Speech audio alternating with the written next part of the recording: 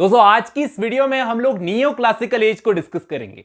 वैसे तो इस टॉपिक पर मैं 2 से 3 वीडियोस पहले बना चुका हूं, लेकिन इस वीडियो में आपको क्या खास मिलेगा जो पहले वाली वीडियोस में आपको नहीं मिला। दोस्तों इस वीडियो में हम लोग डिस्कस करेंगे नियो क्लासिकल एज शुरू कैसे हुई, क्योंकि मैंने पहले जो भी वीडियोस बनाई है उनके अंदर मैंने डायरेक्टली लिटरेचर के बारे में डिस्कस करना शुरू कर दिया, लेकिन मैंने ये नहीं बताया कि नियो क्लासिकल एज कितनी बड़ी थी और ये कहां से शुरू हुई थी, इसका आइडिया कहां से आया था मेन। चलिए बड़ी कमाल की वीडियो होने वाली है, इसमें हम लोग सोशल कल्चरल बैकग्राउंड को भी डिस्कस करेंगे। चलिए शुरू करते हैं, मिलता हूं इस वीडियो के एंड में। दोस्तों इस वीडियो में मैं आपको कुछ ऐसी चीज़ें बताने जा रहा हूं जो आपको ऐसे बुक्स में भी सर्च करने से नहीं मिलेगी, तो गौर से सुनना इस वीडियो में मैं क्या बताने जा रहा हूं। नियो क्लासिसिज्म जो वर्ड है, ये इसकी शुरुआत कहाँ से हुई? रोम से। रोम कहाँ पर है? इटली में। हुआ क्या था कि उस टाइम पर एक जर्मन आर्ट हिस्टोरियन थे, जोहान विंकलमैन। इनके बारे में आप सर्च करना, जो एक आर्कियोलॉजिस्ट भी थे। आर्ट हिस्टोरियन के साथ साथ ये एक आर्कियोलॉजिस्ट भी थे। तो इन्होंने क्या किया, बड़ा कमाल का काम किया। ग्रीको रोमन और रोमन आर्ट में फ़र्क बताया। अब आप सोचोगे कि कौन सा बड़ा काम कर दिया, लेकिन दोस्तों उस वक्त ये बहुत बड़ा काम किया था इन्होंने, कि आर्ट की हिस्ट्री बताने वाला कोई पैदा हुआ था जिसने 18th सेंचुरी के टेस्ट को एकदम चेंज करके रख दिया। उस टाइम पर 2 नए शहरों की रीडिस्कवरी की गई थी। इटली में नेपल्स के पास 2 नए शहरों को खोजा गया था। ये 2 नई सिटीज़ कौन सी थी? पहली थी पॉम्पी, जिसको नेपल्स के पास में खोजा गया था, और दूसरी थी हरक्यूलिनियम। ये सिटी भी वॉल्केनो होता है ना, ज्वालामुखी, उसकी राख के नीचे दब गई थी। ये भी इटली में ही थी। दोनों सिटीज़ इटली में थी। अब ये खबर पूरे यूरोप में आग की तरह फैल गई कि इटली में 2 पुरानी सिटीज़ मिली है जो बहुत पुरानी है। तो जगह जगह से यूरोप में स्टूडेंट्स आए इटली घूमने के लिए। वो आए तो आए, जब यहाँ से गए तो नए नए ग्रीको रोमन आइडियल्स को लेकर गए अपने साथ अपने देश वापस। लोगों में पुराना जानने की एक भूख, क्लासिकल पीरियड के बारे में जानने की एक भूख पैदा हो गई। तो अब मैंने आपको एक आर्कियोलॉजिस्ट हिस्टोरियन का नाम बताया था शुरुआत में, जोहान विंकलमैन। इन्होंने सबसे इंपॉर्टेंट और पहला काम किया था। क्या किया था? ग्रीक आर्किटेक्चर और विजुअल आर्ट्स को कॉपी मारने को लेकर या इमिटेट करने को लेकर एक किताब लिखी। उस किताब का नाम क्या था?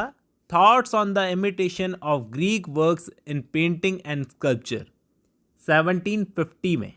और इस बंदे ने क्या किया, बड़ा शार्पली फर्क बताया कि एंशिएंट ग्रीक और रोमन आर्ट में फर्क क्या है, और ग्रीक आर्ट के आइडियलिज्म की बड़ी तारीफें करने लगा कि ग्रीक्स तो ग्रीक्स थे, अगर हमें उनके लेवल का बनना है, ग्रेट बनना है, तो एक ही तरीका है, उनको इमिटेट करो, इमिटेट द एंशिएंट्स। बस अब आप समझ जाओ कि असली जड़ यहीं से शुरू हुई थी नियो क्लासिसिज्म की। इटली में 2 पुरानी सिटीज का मिलना, पुराना क्लासिकल जानने के लिए भूख पैदा होना, और एक आर्ट हिस्टोरियन का इमिटेशन को लेकर इतना बड़ा वर्क लिखना। लेकिन आपके दिमाग में एक सवाल आना चाहिए कि इस बंदे ने विजुअल आर्ट की बात की है, आर्किटेक्चर की बात की है, स्कल्पचर की बात की है प्राइमरीली, तो ये नियो क्लासिकल वर्ड क्या इसी सबसे रिलेटेड है, हमारे लिटरेचर से नहीं? तो हाँ दोस्तों, प्राइमरीली ये word neo classical visual art के लिए यूज किया जाता है। लिटरेचर के लिए आप इसे यूज करेंगे Augustan age. Augustan age literature के लिए यूज की जाती है। ऑगस्टन एज ही क्यों, ये भी समझा देता हूं। इसको बताने से पहले मैं आपको ये बता दूं, ये ऑगस्टन नाम किसने दिया था इनको, ऑगस्टन्स को। ये जान लो कि एम.डी. वॉल्टेयर फ्रैंकोइस मैरी नाम के एक फेमस हिस्टोरियन थे दोस्तों, जो अपने विट के लिए यानी बुद्धि के लिए बड़े फेमस थे। उन्होंने और ओलिवर गोल्डस्मिथ ने ये नामकरण किया था ऑगस्टन्स। अब क्यों इनको ऑगस्टन्स बोला, ये बताता हूं। देखो, इंग्लिश लिटरेचर में अलेक्जेंडर पोप ने इस एज पर काम किया था। ये मैं आपको पहले की वीडियो में भी बता चुका हूं कि अलेक्जेंडर पोप ने इस एज में काम किया था सबसे ज़्यादा। तो अलेक्जेंडर पोप क्या करते थे, एक बहुत पुराने रोमन लिरिक पोएट थे, हॉरेस नाम के, जो कि किंग ऑगस्टस, पुराने राजा थे सीजर ऑगस्टस, जो कि रोमन एम्पायर के फाउंडर भी थे। किंग ऑगस्टस के टाइम पर ये हॉरेस एक लिरिक पोएट थे, इनको इमिटेट करते थे अलेक्जेंडर पोप। तो अलेक्जेंडर पोप ने हॉरेस को इमिटेट करते हुए अपने राजा जॉर्ज सेकंड को एड्रेस करके एपिस्टल टू ऑगस्टस को लिखा है दोस्तों। वो जो पोएट थे हॉरेस, उनके टाइम पर पोएट्री ज़्यादा मैनर्ड वे में, पॉलिटिकल और सटायरिकल वे में लिखी जाती थी, तो पोप ने भी सेम टू सेम ऐसा ही किया, अपनी पोएट्री को ज़्यादा सटायरिकल, मैनर्ड वे में और पॉलिटिकल बनाने की कोशिश की। इसलिए इस एज को लिटरेचर में ऑगस्टन एज बोला गया और विजुअल आर्ट में इसको नियो क्लासिकल एज बोला जाता है। आपको समझ में आ गया होगा। अब थोड़ा और डीप चलते हैं। इस टाइम पर दोस्तों प्रिंटेड मटेरियल बहुत इजीली अवेलेबल हो जाता था। प्रिंटेड मटेरियल मतलब बुक्स। हाँ, बुक्स वगैरह आसानी से लोगों को मिलती नहीं थी। पहले की एजेस में बहुत मुश्किल होता था प्रिंटेड मटेरियल को पाना। चाहे रीडर हो चाहे ऑथर हो, इस एज में सबको कम दामों में बुक्स मिलने लगी, मतलब नॉलेज सस्ती हो गई। लंदन में उस टाइम पर एक बहुत फेमस फेयर लगता था, बार्थोलोम्यू फेयर, गर्मियों में। तो बहुत ही चीप दामों में लोगों को बुक्स मिल जाती थी। उसी टाइम पर दोस्तों चैप बुक्स, जो कि 40 पन्नों की छोटी सी किताब होती थी जिसको सिलाई करके बनाया जाता था, और ब्रॉड शीट्स, जो कि न्यूज़पेपर, बड़े बड़े न्यूज़पेपर लंदन में ट्रेंड बनते जा रहे थे। चैप बुक्स छोटी छोटी किताबें होती थी 40 पेजेस की, जिनको कभी कभी तो सिलाई लगाकर बनाया जाता था। और ब्रॉड शीट्स जो बड़े न्यूज़पेपर की तरह कोई चीज़ थी, तो नॉलेज आसानी से पूरे लंदन में पहुंच जाती थी, यहाँ तक कि वर्किंग क्लास लोगों तक भी। तो यही चीज़ें आगे चलकर पीरियोडिकल्स बनी। पीरियोडिकल्स को लेकर आपसे कई एग्जाम्स में क्वेश्चंस पूछे जाते हैं, पीरियोडिकल्स कैसे बने। आगे चलकर यही चीज़ें, ये चैप बुक्स, ब्रॉड शीट्स जैसी चीज़ें आगे चलकर फेमस पीरियोडिकल्स जैसे कि जेंटलमैन्स मैगजीन, लंदन मैगजीन, ऐसी फेमस मैगजीन्स बनी, जिनमें सैमुअल जॉनसन जैसे राइटर्स ने भी काम किया था। मैंने आपको पिछली वीडियो में बताया था। और जैसे आज मूवीज़ की पायरेसी होती है ना दोस्तों, कि मूवी रिलीज़ होती है उसके बाद में घर घर में पहुंच जाती है, उस टाइम पर बुक्स की पायरेसी होती थी। पायरेसी करने वाले पैसा कमाने के लिए बुक्स को डबलिन तक ले जाते थे, और इनको बढ़ावा मिला था 1693 में। जो प्रेस रेस्ट्रिक्शन एक्ट था वो खत्म हो गया, तो इनको बढ़ावा मिल गया, क्योंकि अब प्रिंटिंग प्रेस गवर्नमेंट के कंट्रोल से बाहर हो गई थी। तो एक जगह पर प्रिंटिंग प्रेस रहेगी ऐसा कुछ नहीं था, बहुत जगह पर प्रिंटिंग प्रेस फैल गई थी। तो ये रेस्ट्रिक्शन एक्ट हट गया, इसके बाद में इन लोगों को बढ़ावा मिल गया। हर टाइप का लिटरेचर हर डायरेक्शन में फैलने लगा। सबसे ज़्यादा पॉपुलर हुए थे पीरियोडिकल्स। पीरियोडिकल्स में चलती थी ऐसे राइटिंग, कोई भी उस टाइम पर फिलोसोफर बन सकता था अपने एसेज लिखकर। दोस्तों मैंने आपको बताया था पिछली वीडियो में, सैमुअल जॉनसन ने भी अपने पीरियोडिकल में 200 से ज़्यादा एसेज लिखे थे। वो एक फिलोसोफर भी बन सकते थे, इतनी सारी चीज़ें उन्होंने एसेज में लिख दी। अब दोस्तों उस टाइम पर एक सोसाइटी होती थी, रॉयल सोसाइटी, जिसके बारे में मैंने आपको पहले भी बताया है, जो लंदन के पढ़े लिखे लोगों की एक सोसाइटी थी। तो उस सोसाइटी में उस टाइम पर क्या चलता था, ये सब कुछ पब्लिश होता था regularly day to day life के अंदर। अब एक कमाल की चीज बताता हूं, देखो उस टाइम पर एक क्रॉस इंडेक्स नाम की चीज होती थी। क्रॉस इंडेक्स क्या होते थे, जिनमें वर्ड्स और फ्रेजेस लिखी होती थी, और वो ऐसी कॉमन जगहों पर लगाए जाते थे जहां पर सबकी नजर पड़ सके। ये एक नई चीज थी 18th सेंचुरी में, कि एक क्रॉस इंडेक्स को मार्केट के बीचों बीच लगा दिया जाए, जिसमें वर्ड्स और फ्रेजेस हों, जिससे हर कोई उसको पढ़ सके। कुल मिलाकर सारे के सारे इन क्रॉस इंडेक्स वगैरह से एजुकेट हो रहे थे इस एज के अंदर।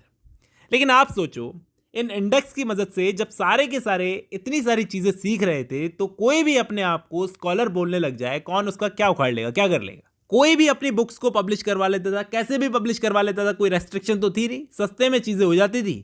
एक पॉजिटिव साइड तो था कि पढ़ी लिखी जनता बढ़ती जा रही थी लंदन में। पहले किसी सेंचुरी में इतनी पढ़ी लिखी जनता नहीं थी, इसलिए तो इस एज को एज ऑफ एनलाइटनमेंट कहा जाता है। लेकिन डार्क साइड भी तो था। नॉलेज जब ऐसे लोगों के हाथ में गई जो ठग थे, मतलब ठग समझते हैं ना, क्रुक्स, जो अपने आप को स्कॉलर बताने लगे थे, लोगों को बेवकूफ़ बनाने लगे थे, तो ऐसा कहा जा सकता है कि 18th सेंचुरी की बुक्स पर ट्रस्ट करना थोड़ा सा मुश्किल हो जाता है, क्योंकि उस टाइम पर कोई भी फर्जी इंसान अपनी बुक्स को लिख रहा था।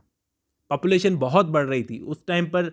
3 से 6 लाख के बीच में लंदन की पॉपुलेशन थी, जो 9 लाख के भी ऊपर चली गई थी, क्योंकि उस टाइम पर कुछ ऐसे एक्ट्स आए थे जो कंट्री साइड में फार्मिंग चलती थी, उन इलाकों को बर्बाद करके रख दिया। तो गरीबी की वजह से लोग लंदन में आ गए एम्प्लॉयमेंट की तलाश में, अपना मतलब सक्सेसफुल फ्यूचर देख करके भी आए थे, लेकिन यहाँ पर लेबर बनकर काम कर रहे थे।